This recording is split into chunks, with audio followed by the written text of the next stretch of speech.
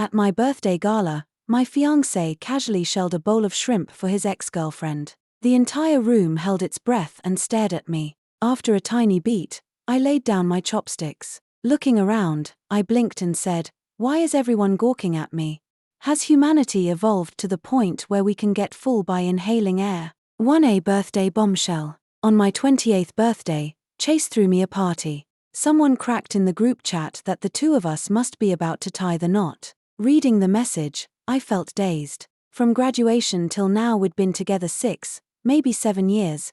It really was time to move the relationship forward. I remembered him asking me last month what kind of flowers I liked. Seems the signs had been there. So today I came home early, showered, changed, and did a full face. If a proposal was coming, I intended to be the most stunning woman in the room. By the time I arrived, most of my friends were already there. A whole rose wall installation stood by the entrance, and the decor screamed money from every corner. Not exactly my taste, but who doesn't like watching someone spare no effort to spoil you? Everyone turned to look at me with envy. "Gotta hand it to Chase, dude knows romance," one guy said. A rose wall that size almost made me, a grown man, tear up.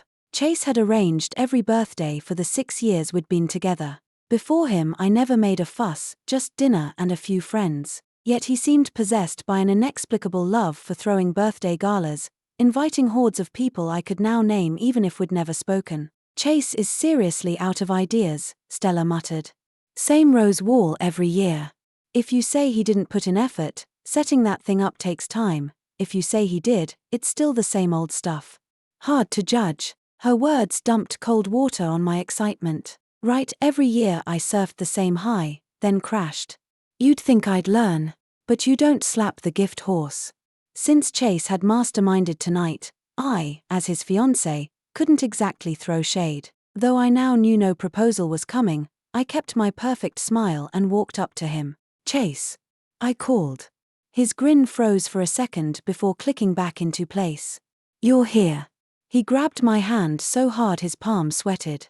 I knew he was hiding something. Lying has never been his superpower. I slid my hand free, gave the guilty man a sweet smile, and said, "Let's go. You threw the party, why hover at the door? Time to eat." Only then did Chase remember the point of the evening and start herding everyone inside. The moment I stepped into the private dining room, I spotted an unfamiliar girl in the head seat. By rights it belonged to tonight's star, me. Even if it weren't my birthday, I qualified, because I'm the Vance heiress, and Vance dwarfs every company here.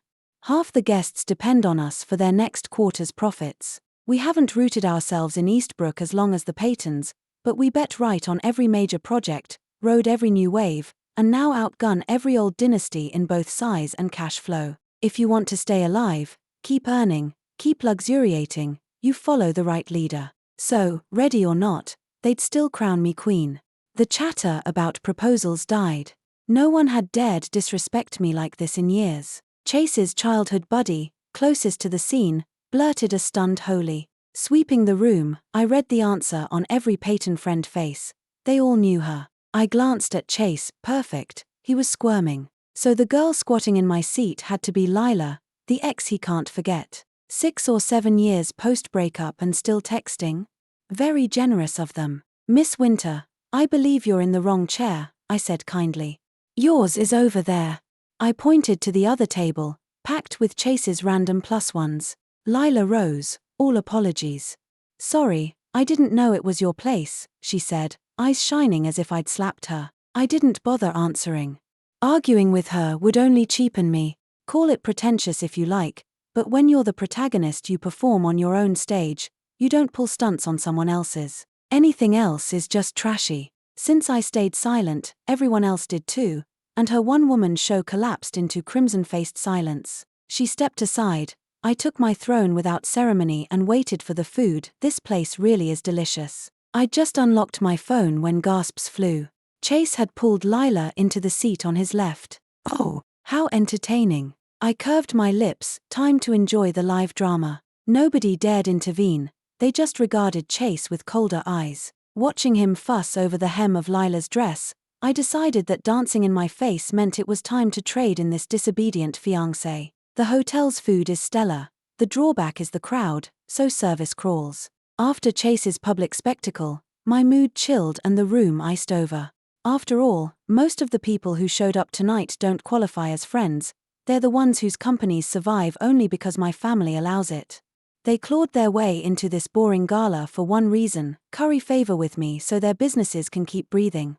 Thanks to the little spectacle just now, they're ready to murder Chase. They're waiting for me to say the word, desperate for an excuse to unload all that bottled-up rage. Too bad I've never liked being anyone's shield. I prefer to clean up my own messes. It didn't take long. Liquid courage kicked in and a man lurched to his feet, shouting, "Chase, your fiancé is sitting right there. What the hell are you doing with that woman? You keep saying the surprise is for your baby, so which baby are we talking about tonight?" "Which baby?" I arched a brow. "Oh, bonus entertainment." In all the years we'd dated, Chase had always used my name. I'd never objected. Pet names feel pointless once you're past 20. The guy's righteous fury meant Chase had tossed the word baby around plenty, and everyone assumed he meant me. Surprise, surprise. My gaze collided with Lila's. She'd composed herself into serene dignity, a tear still clinging to her lashes. Stunning, I had to admit. Even I felt a pang. I was hoping the loudmouth would drop a bigger bomb, but the waiters chose that moment to serve. Curtain down. Stella and I exchanged a look of mutual letdown. Shame. Bestie, no encore. I have zero resistance to good food, so after a split second of mourning I dived in. I was lamenting the fact that the perfect chicken leg had been hacked into chunks when Stella hissed in a breath. I glanced up. The whole table wore identical grimaces. I followed their stare and saw Mr. Germaphobe himself, Chase, calmly shelling shrimp. Already a small bowl of peeled specimens sat beside him. Reading the room's sympathy, I knew that bowl wasn't headed my way, so I kept shoveling. Another crunch of disappointment sounded from Stella.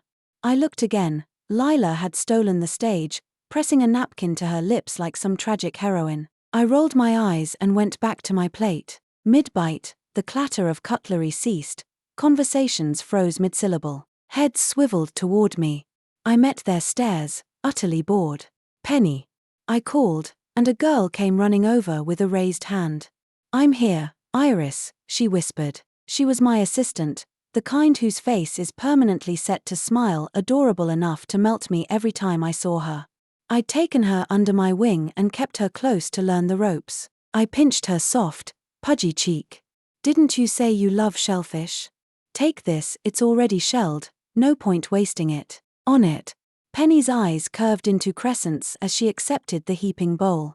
Mission accepted. Watching her, my mood lifted instantly. Apparently handing off the shellfish pricked Chase's fragile pride. He shot up from his chair and barked, "Iris, what the hell is this supposed to mean?" Shouting from an emotional toddler grates on me. My face went stone cold. "Chase, have I been too generous with face-saving lately?" I swept him with a single cool glance and his spine folded, shoulders sagging. I was the one seated. He was standing, yet I still towered over him, because I owned the ground beneath my feet. The air froze. Finally he mumbled, "Sorry." Louder. "I didn't catch that." "I'm sorry." Chase roared, eyes devouring me like he wished he could. I gave him another calm look. "Are you auditioning for a megaphone commercial?" His expression turned technicolor. I didn't spare him another glance. Stella already had Lila pinned like a butterfly. "Tough scene for you lovebirds," I said, surveying them. "But dipping into my account to bankroll your little reunion? Big mistake. I'm no charity, every stolen cent comes home with interest." I patted Chase's cheek, smile bright. "Run along and ask Mommy and Daddy what the family company is called these days." My grin vanished. Might sober you up to remember how close you are to bankruptcy and exactly who's keeping you on life support. Moments ago he'd been swaggering, now his face drained chalk-white, speechless. A waitress hurried in at the commotion. Not wanting to torch a kid just doing her job, I said, "This is above your pay grade. Fetch the manager, please." Reading the room, she nodded politely. "One moment, I'll get him right away, thanks." I leaned back and closed my eyes. Using my money to impress his side piece and her friends? Not on my watch. The manager arrived within minutes. "Ellis, apologies, we're slammed tonight. he puffed. What can I do? I studied his practiced smile and decided not to shoot the messenger. Is tonight's bill on my tab? I keep a house account here. Meals are supposed to auto-charge. After this circus, I'm wondering how much deadweight I've paid for. Yes, Jordan. Mr. Payton called ahead and said it was your birthday surprise, so we didn't verify. Sweat beaded on his forehead. Understood, I said. Since it's my name and my allergy on file, why was shellfish served? The order should have followed my profile. The manager blanched, a waiter behind him blurted, Rowan insisted, said we had VIPs who preferred it. Cameron, our oversight, the manager jumped in. Dinner's on us, please. Keep your comp, I replied. I can afford my own farewell banquet. But I do need something. He brightened. Name it. I want every charge ever billed to my card here, full records. Absolutely, he said, nodding furiously. You visit often, so the list is long. May I email it later? Fine. Send it to this number, my lawyer Riley will handle the rest. He caught my drift and smiled. You'll have it. Perfect. I tapped his shoulder, then motioned to Stella and Penny. We left. Outside, we veered toward the food truck strip near Eastbrook University, Flavors for Days. Dad rang while we were heading back, pinging me a fat cash gift. They're globetrotting and had wanted to fly home for my birthday. I told them to stay put. They raised me, now they deserve the world. I passed the phone to Mom. Sensing my mood, she hung up and FaceTimed me instead. The moment her face appeared, my throat closed. Mom, someone hurt you? Yeah. Then hit back. Your dad and I didn't build an empire so you could swallow insults. If it gets messy, hire a CEO and walk away. When you're dead you won't see anything anyway, so don't live. I murmured agreement, eyes stinging. Penny leaned forward from the back seat. Hi, Auntie, it's Penny. Oh, Penny. Let me see you, cuter every time. I handed over the phone, letting their laughter patch the cracks in my evening. Made up your mind? Stella glanced sideways at me, then grumbled, I told you ages ago to kick that jerk to the curb. Look how long we've been out, he hasn't called once. Bet he's off fooling around with that woman again. It fries me, how dare he treat you like this? Tomorrow I'm sending my brother to beat him up. Cool down, cool down. I flashed an ingratiating smile. Big bro is a public servant now, he can't settle scores for us like when we were kids. HMPH. Stella gave a chilly laugh. Then what good is he? Ha ha ha. I cracked up. We can't exactly exile him from the family. Sigh. Stella exhaled. Anyway, you just want a kid, doesn't matter who fathers it.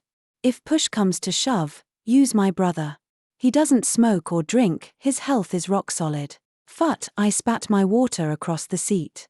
Bestie, your logic is crude but sound, yet that was way too crude. While my face burned, a voice drifted from the back row, works for me. Little Vance grew up under our eyes, a pedigree we know by heart. Mom. I cut Mom's wandering imagination off at once. Please don't jump on the bandwagon. I grabbed my phone and ended the video call. After clowning around the whole ride home, my mood was much lighter. August in Eastbrook was so hot even the cicadas sounded exhausted. I stood at the floor-to-ceiling window on the top floor of Vance Tower, thumb absently circling the rim of my coffee cup. When the phone buzzed, the name Riley on the screen snapped me back. 3 days had passed since the birthday gala, and before my hammer even fell the Paytons were buckling. Jordan, we've got it, Riley said, voice trembling with excitement. In the past 5 years Chase booked hotels in your name 427 times, 305 of those with Lila. Best part, last Wednesday they checked into a presidential suite. We also found Miss Winter's birthday is the same as yours, and every stranger at your party was her relative or friend. Each time, Chase sent them gifts in your name. The accountant handling your books is in bed with him and has pocketed plenty. The glass reflected my fingers suddenly crushing the cup, nails clinking against porcelain. So the rose wall installation was never for me. No wonder he was obsessed with throwing me a birthday bash, soft rice eaten with a hard mouth, spending my cash to buy favors. How capable of him. I don't care about the details. I watched the ants of humanity scurrying below. Since I've retained you, tell me when every dollar is back. That may take some doing, came the reply. Taylor, the fees I pay aren't for maybes. I was far from satisfied. Sensing my irritation, he quickly vowed, Casey, we'll recover every cent. The instant I hung up, Stella burst in, heels thudding on the carpet. Clear picture. Lila was Chase's high school flame. When the Paytons neared bankruptcy, she dumped him for some rich kid. 2 years later the kid went bankrupt and she came sniffing back. They clicked and rekindled the fire. She slapped a folder onto my desk. Even better, last month she lost $8 million in Macau. Staring at the photo of Lila gambling like a maniac, I recalled her delicate, trembling act at my gala. Turns out those shaking fingers weren't from grievance, probably withdrawal spasms. What's the Payton situation? I asked. The day you cut their funding they imploded. Stella smiled like a sated cat. Fresh news, Chase's dad was rushed to hospital with sky-high blood pressure this morning. I downed the cold coffee, bitterness coated my tongue. 7 years ago Chase said he loved watching me sip coffee, now I knew he was focused on the money in my hand. My phone erupted, 37 missed calls, all Chase. Dylan spotted the display and groaned, "You're not still soft on him, are you?" I set the cup down, grimacing. If you knew how many millions he's blown through, you'd realize that insult hits harder than a slap. Before Stella could curse me out, the phone rang again. Expecting Chase, I saw Lila inviting me to meet. Stella and I locked eyes, both gleaming. Was the novel finally opening its first chapter? When Lila saw Stella and me walk in together, her face froze. Ellis is in high spirits, out for coffee with her. Stella didn't need to react. I had already smashed a slap across Lila's face.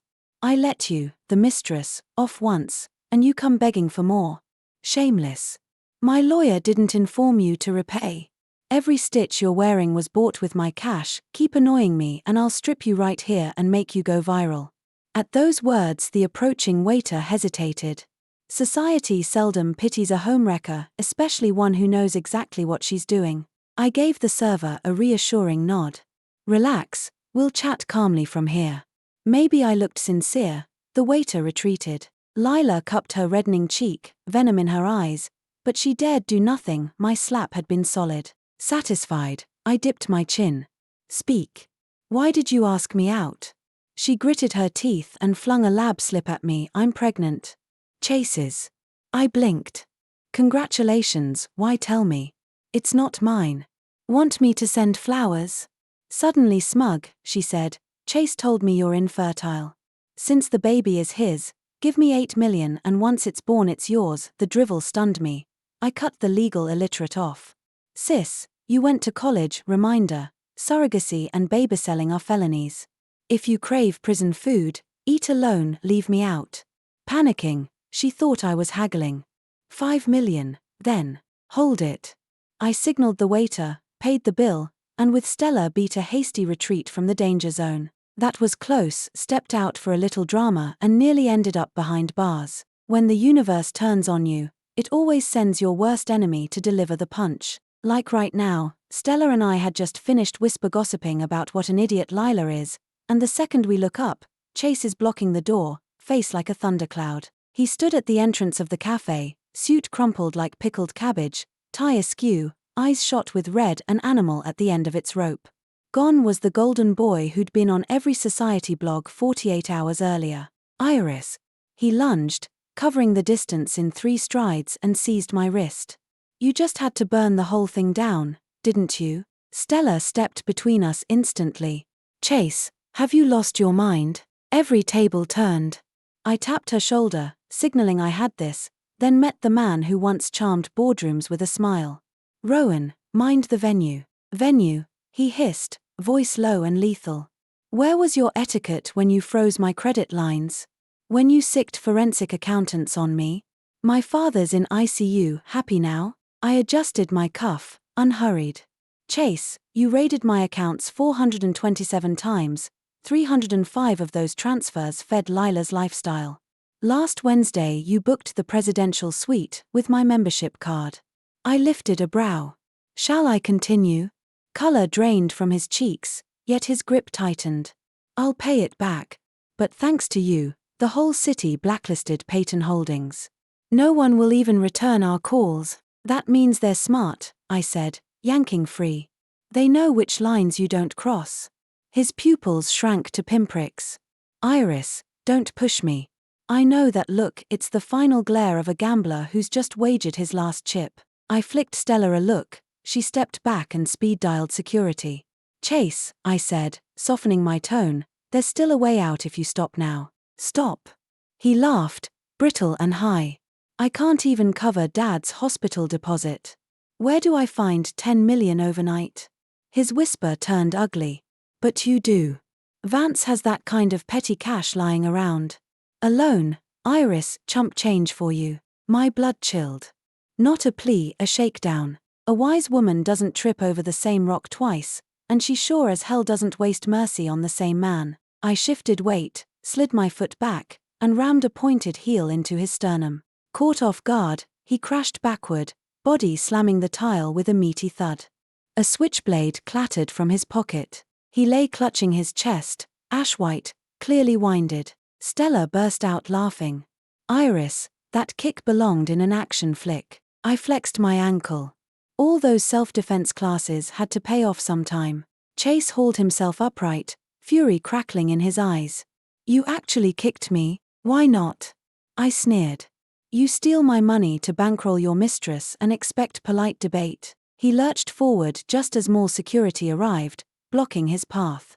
Sir, calm down, the guard said flatly. Chase snarled. Do you have any idea who I am? The guard didn't blink.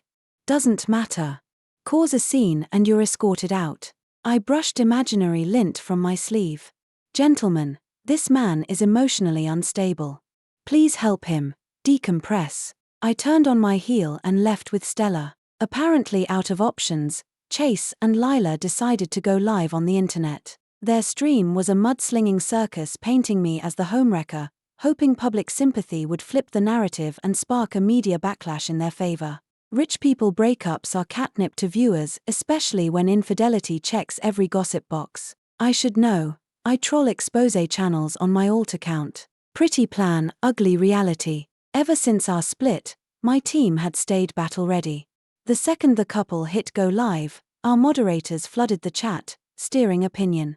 Meanwhile, I filed a police report in real time. 5 minutes of their clown act later, officers showed up on camera and hauled them away mid-broadcast. We struck while the iron was hot. Before the platform banned their channel, we funneled the entire audience to Vance's corporate account. Stella had somehow booked a unicorn host who served piping hot tea while sliding in product spotlights every other sentence. Compelling content, strategic flash pricing, overnight sales silenced even the grumpiest board members. We're all here to make money. Once the cash rolls in, meetings get real short. 3 months later, the gavel fell. Chase and Lila received their sentences. Peyton Holdings filed for bankruptcy. Every asset went to auction to satisfy creditors. I stood on the courthouse steps, sunlight so bright it stung. Stella handed me a boba. Feel better? I took a sip. They'd added ice. Content. At least the money's back where it belongs. Money, SHM money, she scoffed. You got your life back. I threw an arm around her. Come on, lunch is on me, my own funds this time. Thanks for listening to today's story. On a scale of 1 to 10, how would you rate it? If you enjoyed the video, smash that like button and share it with friends. We can't wait to read your comments. Don't forget to subscribe for more gripping tales. See you next episode.